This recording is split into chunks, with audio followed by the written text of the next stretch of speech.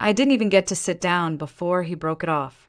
The cafe was crowded, soft jazz playing from the overhead speakers, the scent of espresso and expensive desserts hanging in the air. I had barely taken 2 steps toward the table when Jason looked up from his untouched cappuccino and said, "We need to talk." My stomach dropped. I remember the way his voice sounded, flat, almost rehearsed. I sat anyway, my palms already damp. "What's going on?" I asked, forcing a smile. "Is this about the caterer?" He didn't answer that. Instead, he reached into his coat pocket and placed a small velvet box on the table, not to give it to me, but to take something back. "I can't marry you, Emily," he said. Just like that.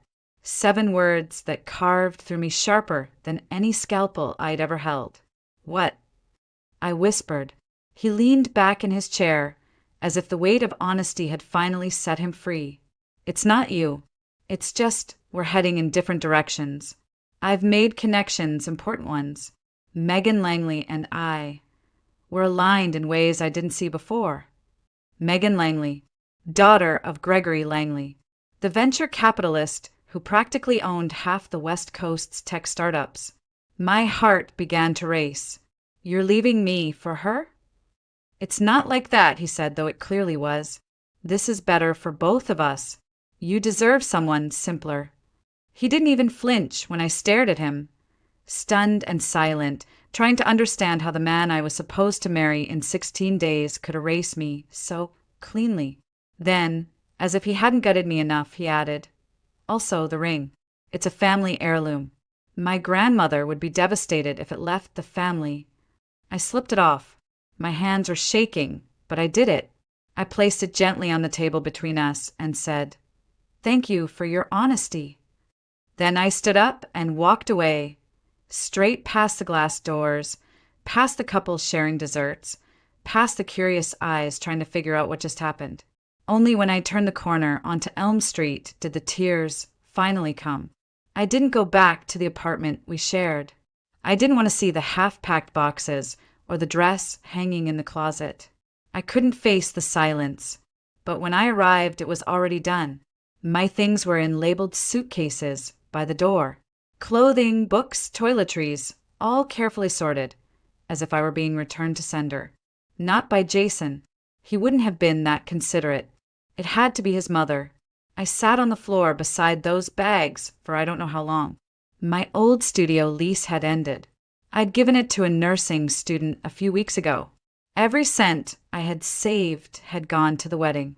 I had less than $100 in my account and a full week until payday. That's when I did the thing I hadn't done in over a year. I called my foster mom. Margaret Temple answered on the 3rd ring, her voice warm and steady like it always was. "Emily, honey, where have you been? I was about to call you about those shoes we looked at last week." I couldn't even speak. I choked on a sob instead. That was all it took. An hour later, I was curled on her faded plaid couch, cradling a mug of peppermint tea while she smoothed my hair like she used to when I was 13 and broken from yet another placement gone bad. Margaret didn't ask questions. She just placed a thick, knit blanket over my legs and said, "Stay as long as you need. You hear me? I've got space and you've got nothing to prove." That night, I didn't sleep. I lay there on the old pull-out bed in her living room, staring at the ceiling, replaying every detail of that conversation with Jason.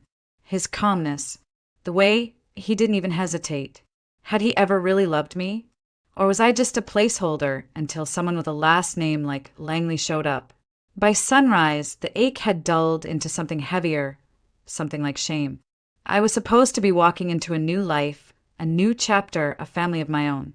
Instead, I was back where I'd started. 28 years old, heartbroken, homeless, humiliated.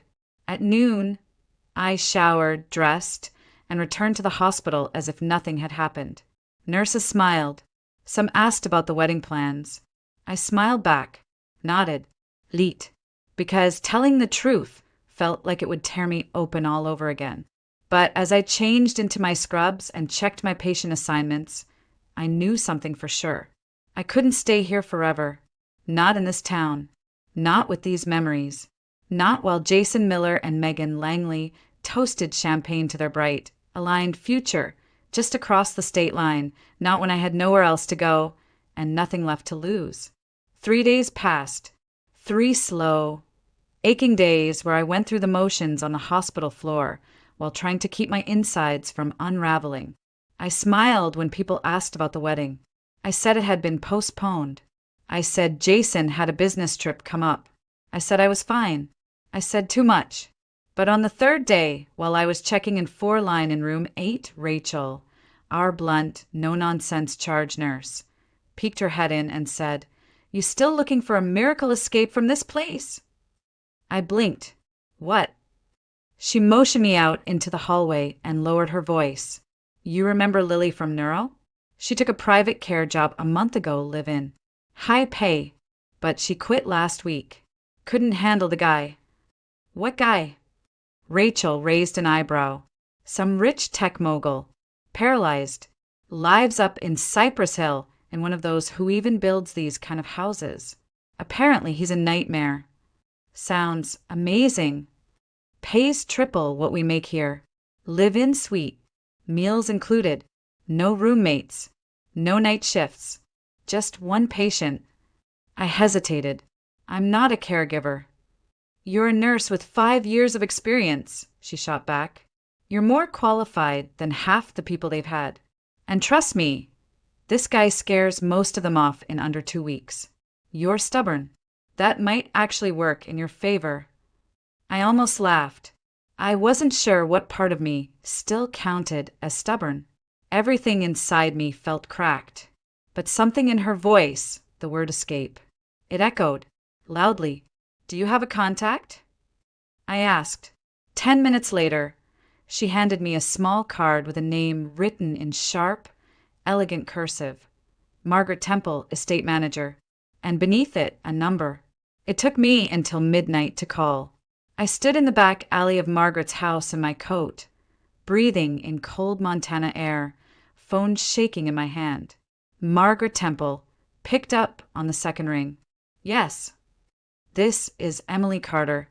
I was told there's a position for a live-in nurse." A pause.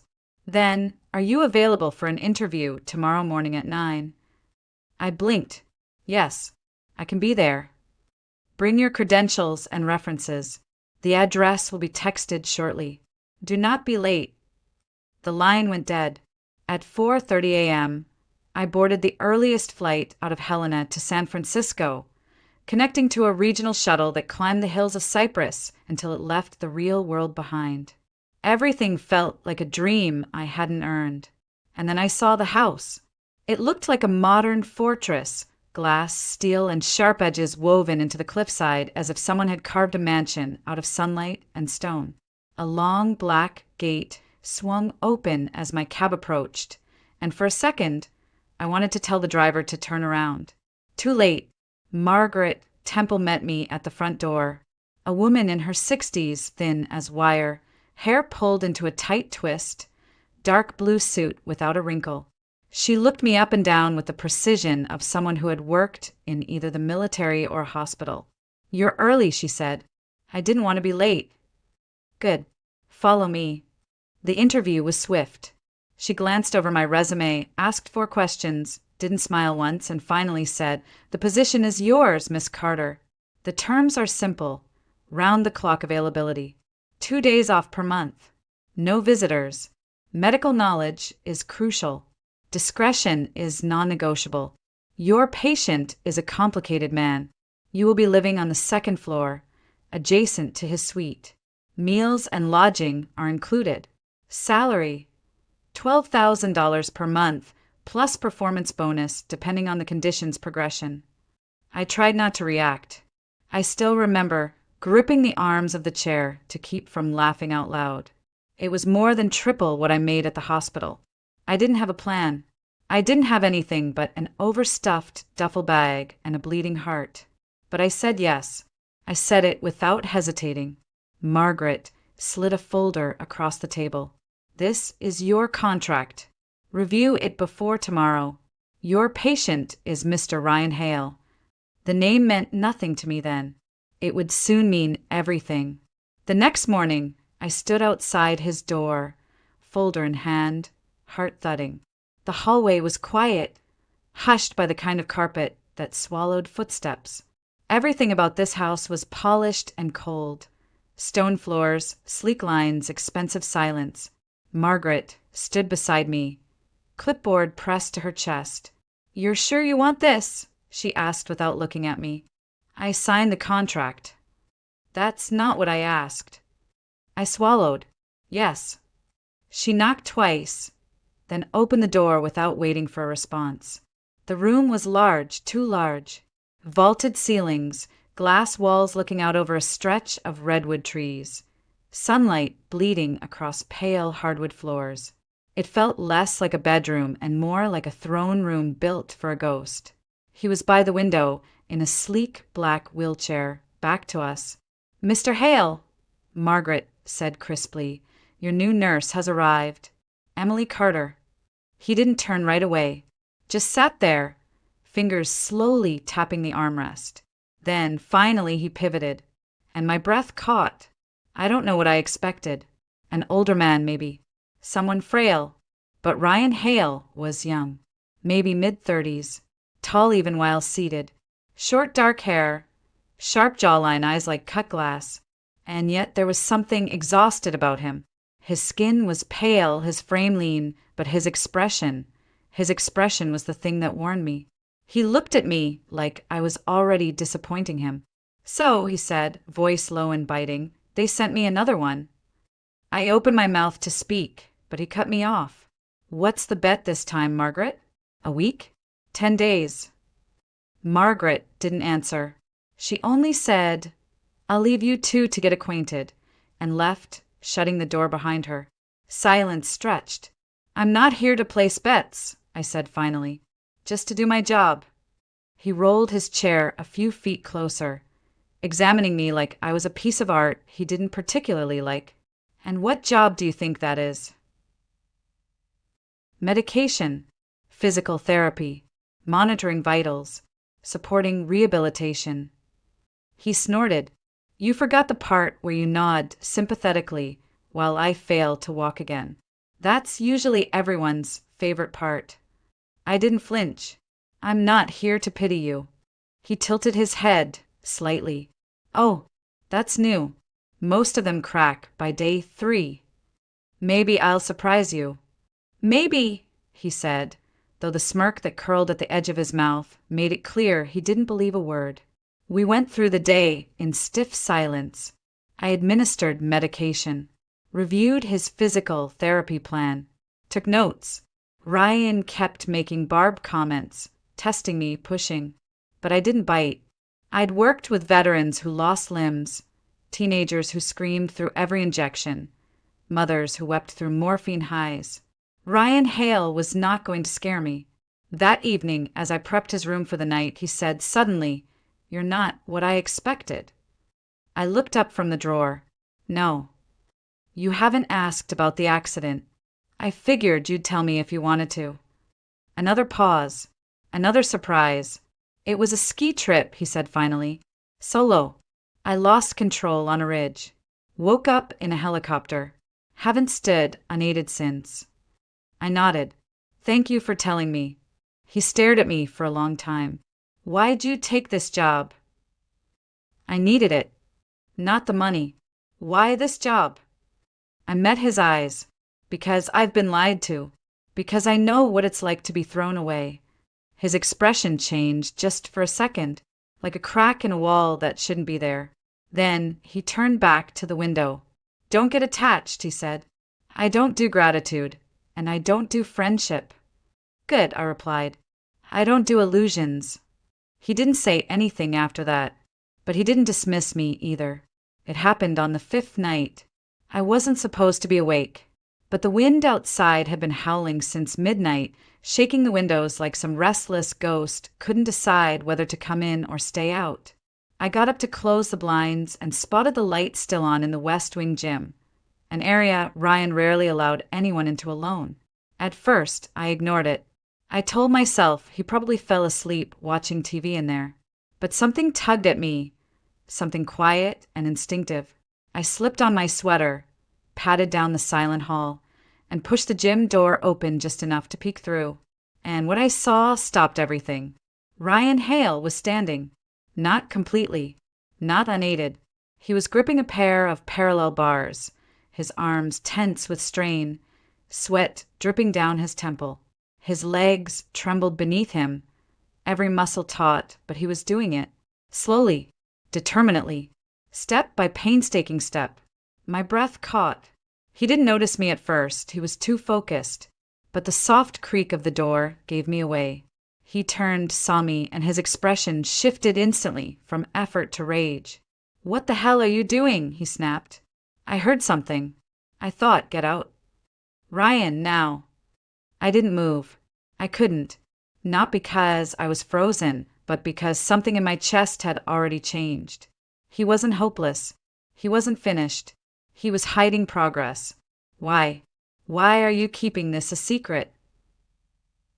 I asked softly, his hands clenched tighter around the bars, knuckles white.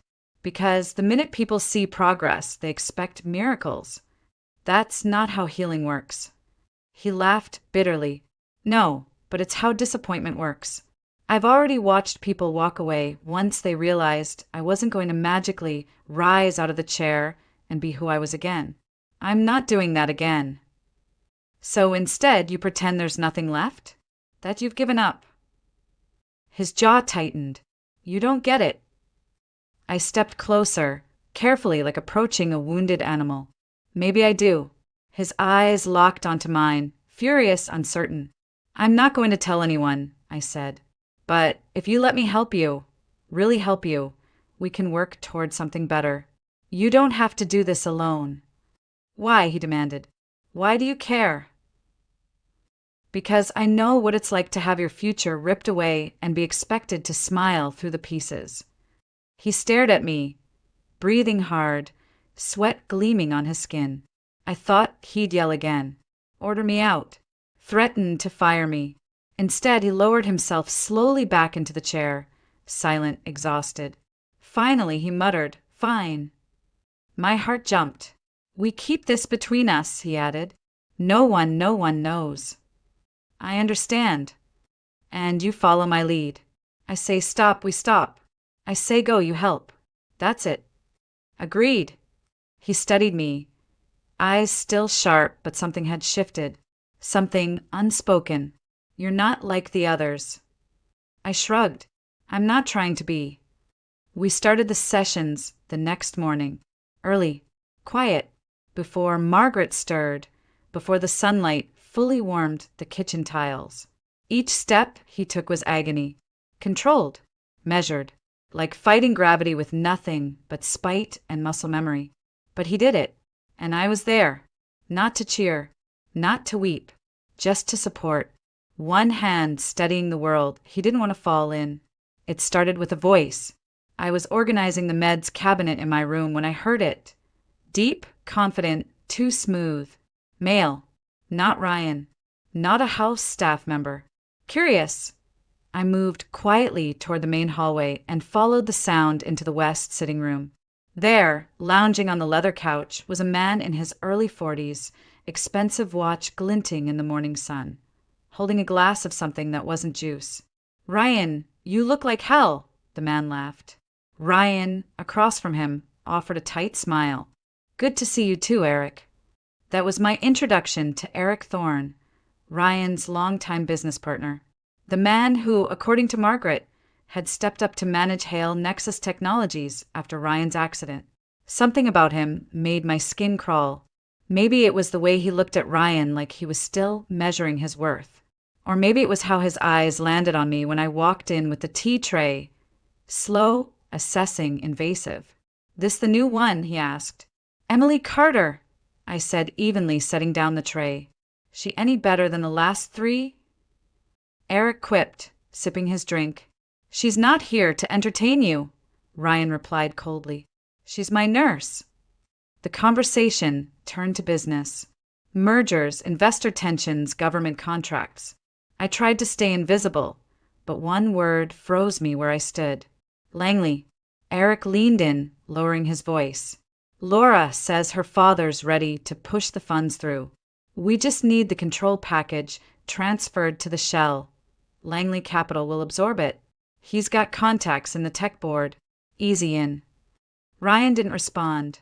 He stared out the window, knuckles tight against the armrest.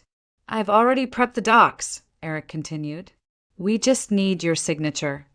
Later, Ryan said. I'll look them over. You've been saying that for weeks.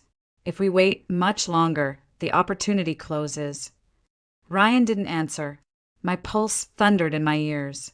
I slipped out of the room before either of them noticed. I was still standing there. Langley. Laura Langley. That name still haunted me. And then it clicked. Langley Capital. Laura. Eric's push for Ryan's signature. The company. They were trying to take it. Strip control while Ryan was still recovering. And if Laura was involved, Megan Langley couldn't be far behind. My chest tightened as I returned to my room and shut the door. Was this connected to what happened to me? Was I just a bystander caught in the crossfire of something bigger? Or had they chosen me for this, for being the girl no one would suspect? That night, I couldn't keep it in. As I helped Ryan with his stretching exercises, I broke the silence. There's something I overheard today about your company. He didn't look at me. Go on. I told him everything verbatim. Names, phrases, tone. I even mentioned Megan Langley. At that he paused. You know her. My ex-fiancé left me for her. He blinked slowly. Jason Miller? I nodded. You know him? No, but I've heard the name through Eric. He rolled away from the wall and stared at me. Are you suggesting that my business partner and your ex are, what, in on something together? I'm suggesting it's too much of a coincidence. He didn't say anything for a long moment. Then, finally, I'll review the documents.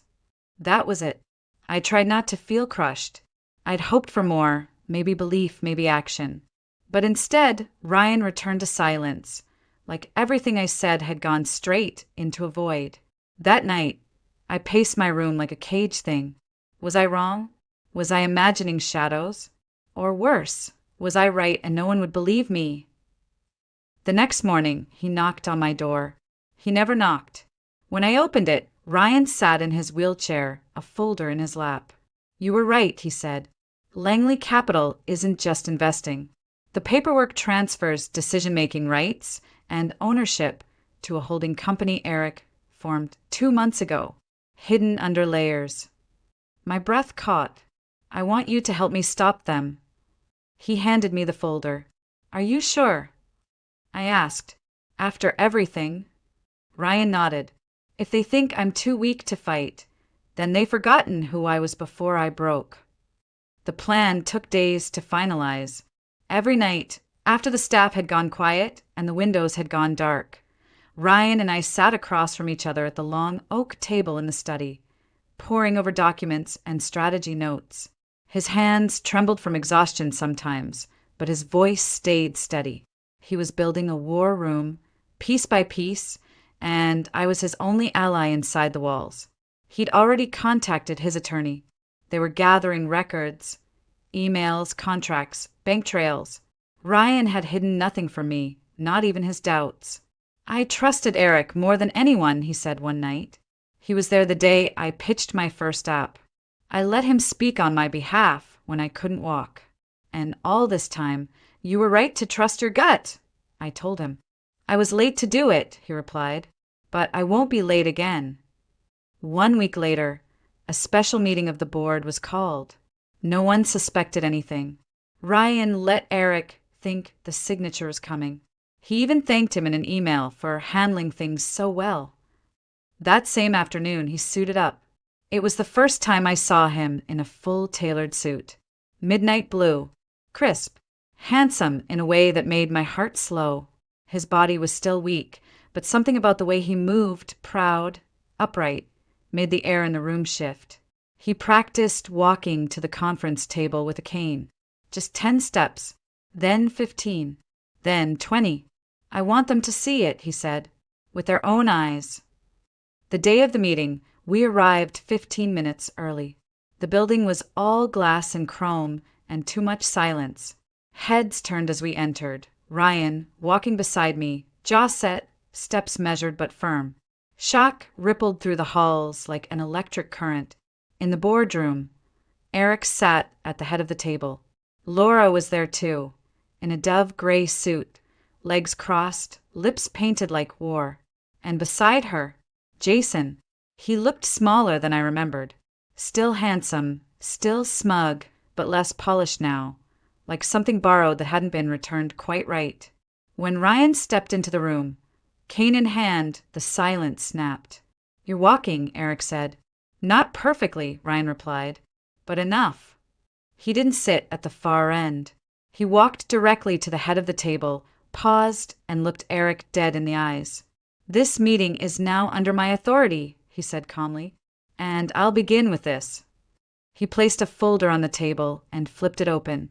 The room watched as he laid out every forged trail, every backdoor clause, every proof of Eric's attempt to hand control of Hale Nexus Technologies to a private shell company owned by Langley Capital. Laura didn't flinch. Jason shifted uncomfortably. Eric's face slowly drained of color. "You can't prove intent," Eric muttered. "I don't have to," Ryan replied. "I only have to prove breach of fiduciary duty, which I just did." The board stirred. The general counsel stood. "Mr. Hale, would you like to request an immediate vote of no confidence?" "I would," Ryan said. "Effective immediately." Chaos erupted. Laura rose first, her heels clicking like gunshots. "You don't know who you're messing with, Ryan." "Oh, I do," he said softly. "A woman who hides behind her father's name, and a man who sells out everything for a shortcut." She scoffed. "And your nurse?" "What? She's your co-founder now." Ryan turned to look at me. "She's the reason I'm standing here at all." Jason looked away. The board voted. It was unanimous. Eric was removed. The contracts nullified. Control reverted. When it was done and the room cleared out, Ryan and I stayed behind. Alone. He leaned on his cane, breathing hard, but his eyes shone. "You did it," I whispered. "No," he said. "We did." And then just for a second he smiled, wide and full and real. And I realized something I hadn't let myself believe until that moment. He wasn't the only one who'd taken his first steps that day. Weeks passed. The mansion no longer felt like a mausoleum. The windows were open more often. Light poured into the halls, and even the garden, once dry and overgrown, breathed again. Ryan still had hard days, still limped, still had to brace against pain. But the bitterness that used to trail behind every step had started to lift. So had mine. The wedding I never had, I stopped mourning it. The name I almost took, I let it go. Slowly, I began seeing myself as more than just someone who'd been discarded. I started reading again, running short laps on the private trail behind the house, laughing without guilt.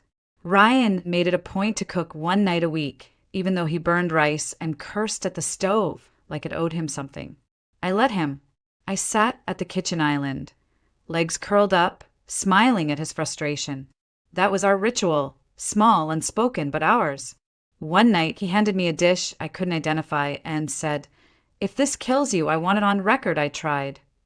"You'll get the company in the will," I deadpanned. He paused. "Actually, no." I looked up. "I transferred it to a trust," he said. "One that includes you." I blinked. "What?" "I'm not giving you the company," he said gently. "But I want you to know I built something better with you than I ever did with anyone else. And I want you to be part of what's next." I stared at him. "Ryan!" He reached into his pocket and pulled out a small black box. "Before you say anything," he said quickly, "you don't have to answer today, or even this year. I know I'm still learning how to be a person again, and I know you didn't sign up for this." He opened the box. Inside was a ring, simple, gold, one tiny sapphire in the middle. "But I'd like to ask anyway," he said, voice low. "Will you consider walking this road with me? Not because I need saving, but because with you I remember who I am. I didn't cry. I thought I might. But instead I felt something else, something steady. A sense of arrival. Like I'd walked through the darkest part of the forest and found, not a castle, but a clearing. A quiet place to breathe again. I took the ring, slid it onto my finger. I'm not saying yes, I whispered, smiling. But I'm not saying no. He laughed. That sounds exactly like you. We didn't rush. There were no grand announcements, no headlines, just more mornings, more progress. He walked half a mile on his own the following month. I passed my certification to open my own private practice. We hired more staff. I stayed in the house, but it no longer felt like his. It felt like ours.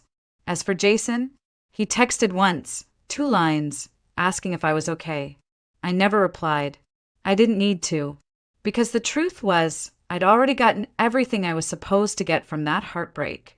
A lesson, a detour, and a doorway into the life I hadn't even dared to imagine. And Ryan? He stopped using the chair altogether by the fall. On his birthday, we took a short trip up to the coast. Just us.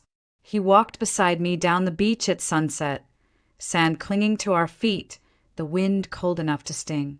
At one point, he looked out over the ocean and said, "You think we'll ever go back to who we were before at all?" I shook my head. I hope not. He turned to me, and I added, because who we became is better. He didn't respond. He just reached for my hand and didn't let go.